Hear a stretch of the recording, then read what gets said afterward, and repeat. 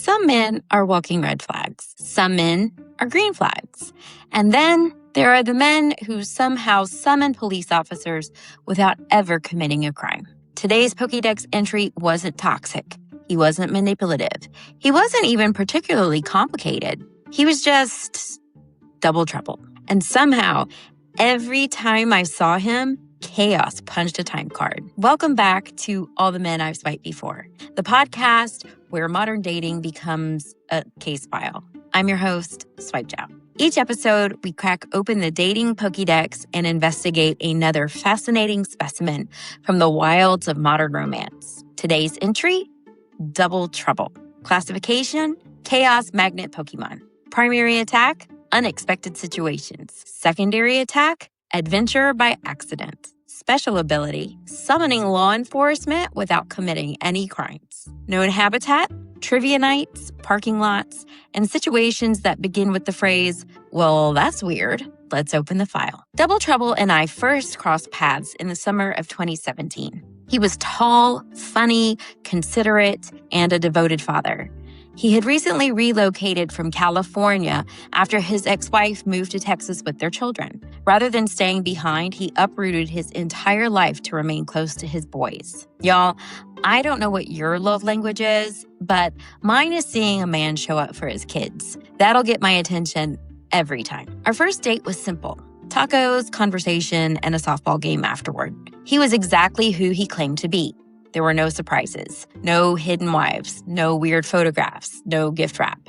Just a genuinely nice guy. The only problem? No butterflies. And after experiencing the Zaza Zoo I had with BFF, I had become convinced that butterflies mattered. So we drifted apart for a while. About a year later, I stumbled across his profile again and found myself asking a question every dater eventually asks. Do butterflies actually know what they're talking about? Because if they do, I've made some questionable decisions. And if they don't, maybe I've overlooked some perfectly good men. So I swiped right, again. He did too, again. Before long, we found ourselves sitting across from each other at a bar. He was still funny, still kind, still thoughtful. And this time around, I appreciated him even more. At the end of the night, he walked me to my car, gave me a hug, and kissed my forehead. Y'all, I am weak against forehead kisses. I do not know who invented them, but they deserve a Nobel Prize. A few weeks later, we made plans to meet at a restaurant built entirely from shipping containers. They were hosting a trivia night. As someone whose brain contains a truly alarming amount of useless information, I was ready. Unfortunately, my youngest son had homework. I got delayed and arrived late. But when I got there, Double Trouble had already ordered, not for himself, for me. A hard cider, fried pickles, the exact things I had ordered on a previous date. Y'all, remembering details is attractive. Also, fried pickles are one of God's perfect foods. We jumped into trivia night halfway through and somehow clawed our way to third place. Not bad for people who arrived late. The chemistry was easy, the conversation was fun, the flirting was comfortable. For the first time, I started wondering whether I had been too quick to dismiss him. After trivia ended, we ordered another round, then another appetizer, and eventually made our way outside when it was time to go. He walked me to my car. The conversation continued. The conversation became kissing. The kissing became more kissing. And somewhere in the background, the restaurant staff left for the evening. This is important. Remember that. Eventually, we decided to call it a night. Double Trouble got into his car, I started mine, and I drove toward the exit and discovered a gate. Not an open gate, not a partially open gate. A chained, padlocked, closed for business gate. I got out of my car, examined the chain, examined the lock, examined my life choices. Then Double Trouble pulled up behind me and asked, "What's wrong?" What's wrong? We're imprisoned. That's what's wrong. My brain skipped straight past minor inconvenience and landed on, well, I guess this is how people end up on Dateline. Double Trouble, meanwhile, approached the situation like a calm dad at a youth soccer game. He checked the gate, checked the lock, then calmly suggested we see whether anyone was still inside the restaurant. Miraculously, the kitchen door was still open. So now we were trespassing. Great. We searched for phone numbers, manager information, emergency contacts, anything. But there was nothing. Back outside, Double Trouble tried everything.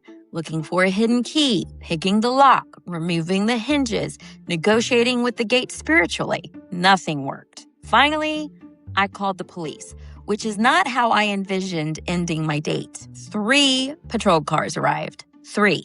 Apparently, our situation had become the hottest crime in San Antonio. The officers listened to our story and laughed. Not at us. Okay, definitely at us. One officer decided to practice his lock-picking skills on the gate, at which point the manager arrived carrying what I shall forever refer to as the key of freedom. Only instead of apologizing to us, he was angry at us for being locked inside the parking lot. The police officers were not amused. They said, "Sir, if you want to get technical, this is kidnapping." Y'all, my date had become a felony. At that point, I was too tired to process anything. We escaped, hugged goodbye, and went home. Surely that would be the end. Surely. A few weeks later, Double Trouble texted, "Want to go out again?" I responded with what I thought was a reasonable concern. "Do we really want to tempt fate?" He assured me the universe had exhausted its supply of nonsense. And because I apparently learned lessons at the pace of a decorative garden snail, I agreed. We met at a bar. Everything was normal for almost 30 minutes. Then the couple next to us imploded. Apparently, the woman had just discovered she was not the only woman. The confrontation escalated rapidly. Voices were raised, drinks were thrown, truck keys were stolen. Boyfriend was chasing girlfriend. At this point, Double Trouble and I were no longer participants in a date. We were audience members at the Jerry Springer show. Then things got worse. The woman locked herself inside the guy's truck. The man climbed onto the running board to try to stop her. And she started driving through the parking lot, swerving and trying to shake him off.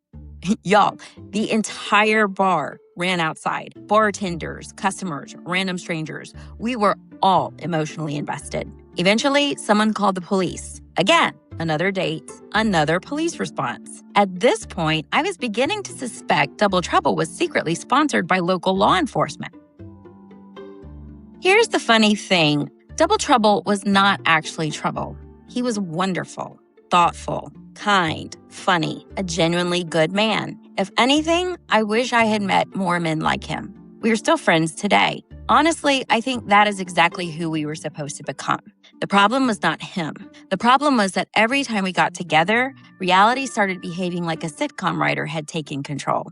But underneath all the comedy was an important realization. I kept talking about butterflies, chemistry, and stomach flips, while the universe kept showing me something else. Not every stomach flip is romance. Sometimes it is anxiety. Sometimes it is adrenaline. Sometimes it is watching a woman commit vehicular chaos while your date quietly sips a beer. Turns out, your nervous system does not always distinguish between excitement and panic. It's time to raise your glass, tea sippers, to the lessons I learned so you don't have to. Here are today's sweet tea lessons. Sweet tea lesson number 1. Butterflies are data, but they are not the only data. Pay attention to the whole picture. Sweet tea lesson number 2. A genuinely good person does not stop being valuable simply because they are not your forever person. Sweet tea lesson number 3. If the police show up on multiple dates with the same person, at least consider whether the universe is trying to tell you something. Sweet tea lesson 4. Some people enter your life for a season, some for a lifetime, and some become lifelong friends because neither of you can survive the absurdity alone. And we are adding Double Trouble to the dating Pokédex. Number 236, Chaos Magnet Pokemon. Frequently found near police reports he had nothing to do with. Known for attracting adventures, confusion, and highly entertaining stories. Final assessment, excellent human. Questionable chaos detection system. Highly recommended friendship. Proceed with caution. Join me next time as we open another case file from the dating Pokédex, because somehow it gets even weirder.